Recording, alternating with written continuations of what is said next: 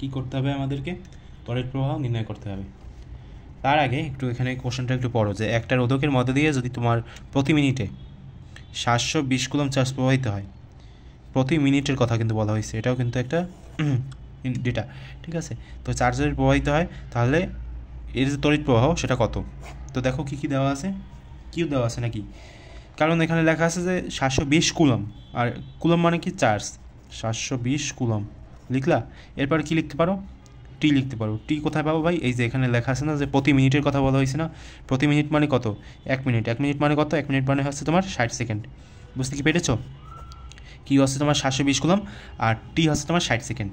আচ্ছা গেল, এখন চার্জ প্রবাহিত হলে এর তড়িৎ প্রবাহ কত?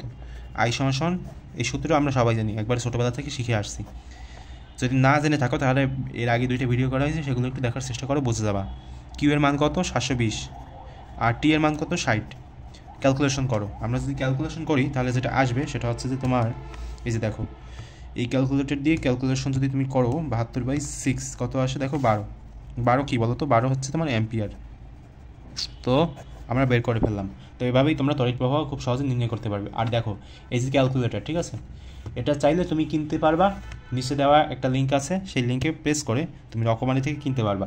তুমি যদি এই লিঙ্কে প্রেস করে কেনো তাহলে হচ্ছে তুমি কী করতে পারো বলো তো? তোমারও লাভ হবে না, আর আমারও মোটামুটি আর কি লাভ হবে, মানে কয়েক % আর কি কমিশন দেওয়া হবে, সেজন্য আর কি মার্কেটিংটা করা। বুঝতে কি পেরেছো?